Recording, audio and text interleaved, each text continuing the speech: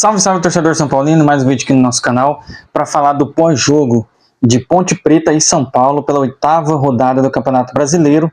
O São Paulo conseguiu essa vitória, venceu por 2-1, um jogo difícil, um jogo que o São Paulo, na verdade, teve chances de vencer, mas falhou, pecou na finalização e várias vezes errou a finalização, mas conseguiu a vitória, que era o mais importante, e conseguiu a classificação para a fase de mata do Campeonato Paulista.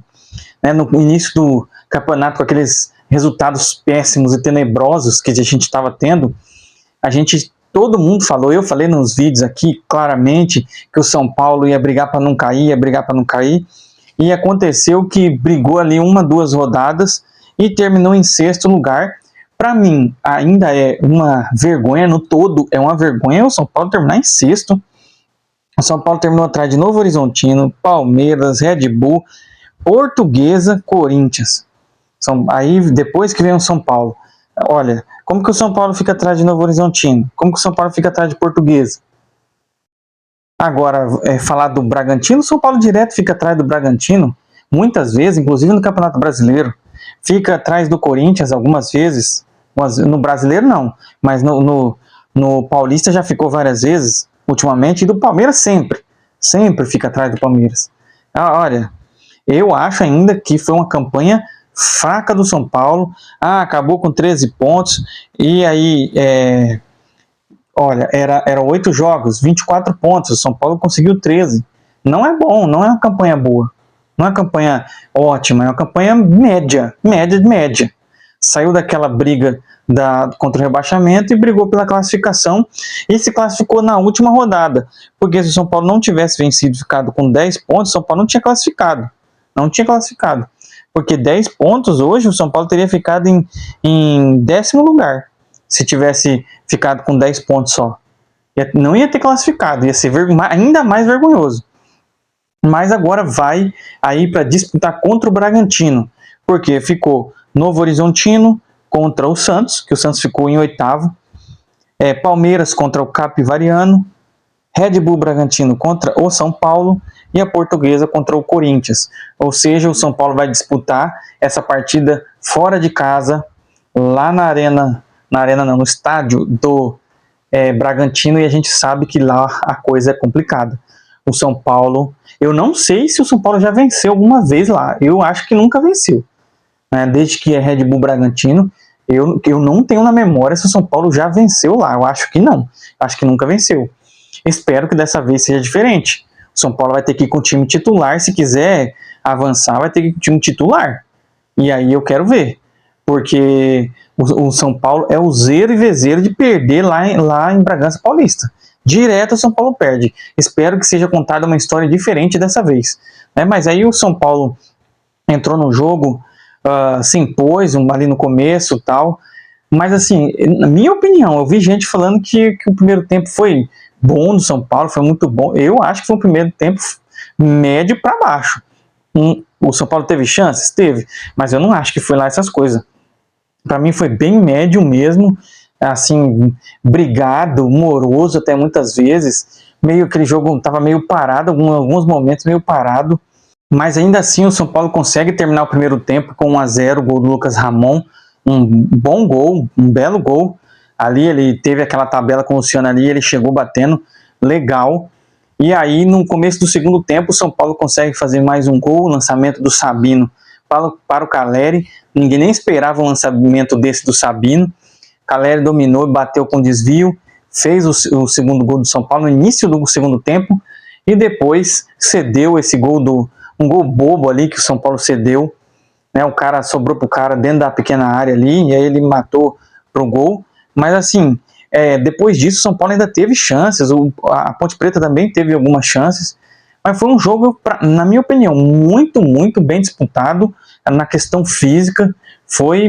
E as chances, olha, depois que saiu o gol do Lucas Ramon, teve uma jogada que o cara saiu tocando errado, e o Luciano saiu sozinho na cara, e o Luciano, ele quer ser esse cara cheio de querer, preciosismo. Ele não foi e tentou dar de cobertura no goleiro, o goleiro só fez assim, ó, Se ele corta o goleiro ou ele bate por baixo do goleiro, ele tinha feito o gol. Mas não, ele quer. Eu sou o Luciano, eu quero fazer o gol bonito, porque eu sou, entre aspas, ídolo da torcidinha aí da Enzolândia. Porque para mim, o Luciano não é ídolo de forma nenhuma. Não é. Ele tem mais de 100 gols pelo São Paulo. Ele fez alguns jogos importantes pelo São Paulo, fez. Mas não é ídolo. Para mim, na minha opinião, não é. Mas tem muitos torcedores que não viram o passado, que é, não viram, digo, que assim, são torcedores novos, eles vão colocar o Luciano lá em cima. O Luciano não é, gente, o Luciano é um jogador médio para baixo, essa é a questão. Hoje ele está fazendo coisas por causa da escassez, é escassez, a gente não tem jogadores decisivos, poucos jogadores decisivos nesses últimos anos, e ele que decidiu em algumas partidas, então é isso. Luciano foi querer dar uma de eu sou bonzão, e aí já era para ter matado ali, fazia 2-0, ia para o intervalo, tranquilo, mas não fez. Né? E teve outras chances, Lucas também, quer driblar todo mundo para entrar no gol, demora para chutar. Então tem coisas a melhorar desse time titular aí, né? O Crespo entrou com o time titular, então tem muitas coisas a melhorar. Mas o São Paulo venceu, isso é o que interessa. E agora vamos ver se consegue ganhar desse Bragantino, que é encardidíssimo lá em Bragança Paulista. O Crespo entrou com aquele esquema novamente, o do último jogo. Ele entrou com uma linha de 4 atrás, 3 volantes, e aí o Lucas e mais 2 atacantes. E foi bem, deu certo mais uma vez. O Crespo está seguindo bem. É o que eu falava ano passado muito. Eu falava, Crespo, vocês lembram? Crespo, você precisa ter um outro esquema além do 3-5-2. Não pode ser um esquema só. E aí ele conseguiu dar uma variada e esse esquema anda dando resultados. Né? Entrou com o Rafael. Eu acho que o Rafael foi bem, não teve nenhuma culpa no gol. Quando foi exigido, saiu bem. Né? Até umas recuadas que esses caras dão. Eu não sei para que recua tanta bola para o goleiro. Ele foi bem também. Então, nota 7 aí para o Rafael. Alan Franco e Sabino foram bem, os dois. Né? O Sabino, pela assistência, vai levar uma notinha a mais. Então, o Sabino, nota 7 e o Alan Franco, nota 6,5. Lucas Ramon fez o gol, nota 8, tá jogando bem. E esse cara aí é titular.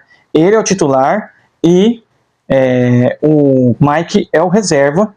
E o Cedric é nada. Essa que tem que ser a realidade. Cedric é para lá, deixa o Cedric para lá. Joga só se não tiver condições. Não teve condições de jogar os outros dois, aí coloca o Cedric, porque não tem. Ele não chega nem perto desses dois. Ele é muito fraco. Ele não corre, não marca bem. Então o Cedric deixa para lá e deixa o Lucas Ramon de titular. Mas lembrando que tem que revezar com o Mike aí, porque senão ele não vai aguentar também. Então, Lucas Ramon, nota 8. Enzo Dias jogou bem. Uma hora ali ele ficou estressado, quase tomou um vermelho, foi na cara do juiz lá, não sei para quê. Já estava ganhando o jogo 2-0. Então, eu não sei se eu acho que estava 2-0 ainda. Não tinha feito o outro gol. E Enzo Dias, então, nota 7, 6,5 para ele aí.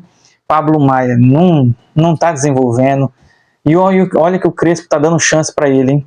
Mas não está desenvolvendo. Eu acho que já está na hora de colocar o Luan aí, né? Que o Luan entrou depois, mas eu acho que já está na hora, hein, Crespo? Já está na hora de deixar o Luan aí de titular.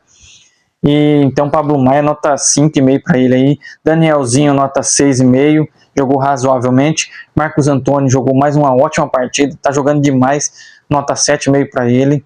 Esse cara é diferenciado, hein, cara? Ele tem. E outra que eu vejo no Marcos Antônio, ele não tem medo de fazer a jogada.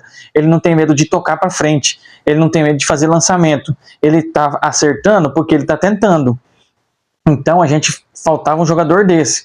Mas a gente ainda falta um jogador de criação. Vamos ver se esse Cauli vai ser esse jogador. Se fechar de fato, porque ainda não fechou. E é como eu falei para vocês, só para fazer um adendo aqui, eu não vou ficar falando de o jogador vai vir. Vai vir. Não, quando finalizar, olha, contratou, aí eu faço o vídeo falando, dando a minha opinião. Porque eu não vou ficar falando de especulação. Vai assinar? Não vai. Vai assinar? Não vai. Não vou fazer isso. Concretizou, a gente fala, tá certo? Lucas jogou razoavelmente, não foi lá essas coisas, não. Nota 6 pro Lucas. Tem que melhorar o Lucas, hein? Tava vindo bem, já deu uma caidinha nesse jogo de hoje. Luciano deu assistência para o gol Lucas Ramon, mas por aquela, né, aquela M que ele fez, não vai dar. Nota 5 para o Luciano. Não vou dar nota boa pro cara querer, em vez de ter matado o jogo, foi querer fazer preciosismo, foi querer falar que é o bonzão e errou feio. Então nota 5,5 pro Luciano. E o Caleri fez um gol, nota 8. O Caleri é bom jogador, hein? É bom jogador. A gente sofreu muito com ele ano passado, quando ele estava lesionado. Por mais que ele não estava jogando tão bem, não estava jogando bem antes de se lesionar, mas ele é um cara que segura os zagueiros. Essa que é a questão, atrapalha muito os zagueiros e nisso dá oportunidade para os caras que vêm de trás para jogar. Os jogadores que entraram, o Wendel nem fedeu, nem cheirou, então o Wendel nota 6, né, para ficar na média. Luan entrou no finalzinho também, nota 6. O Tapia, a mesma coisa, no finalzinho. Tem que mexer um pouquinho antes, hein, Crespo? Pedro Ferreira tentou uma jogada ali, não errou também, nota 6 para ele ficar na média. E o Luca também não teve muita oportunidade, porque eles já entraram tudo no final. O Crespo, para mim, ele demora muito para mexer em alguns momentos. Ele mexe bem, mas ele demora um bocado para mexer. E é isso, agora o São Paulo vai disputar contra o Bragantino, como eu falei, e vamos ver o que o São Paulo vai conseguir. Se não vai ser eliminado pelo Bragantino lá em Bragança. Nota do Crespo, né? Nota do Crespo, nota 7 aí pro Crespo, que eu acho que ele demora demais para mexer. E basicamente é só isso. E o Pablo Maia, né? Acho que o Pablo Maia ele tem que dar uma oportunidade aí, ou pro Negrutti, que parece que renovou até acho que é 2028 ou 2029. Então dá chance pro Negrutti, dá chance pro o Luan entrar de titular pra gente ver o que vai acontecer. Tá certo, pessoal? Vamos continuar torcendo aí. Agora vem outros confrontos pelo Campeonato Brasileiro e a gente vai passando aqui, tá certo? Valeu, obrigado, até mais.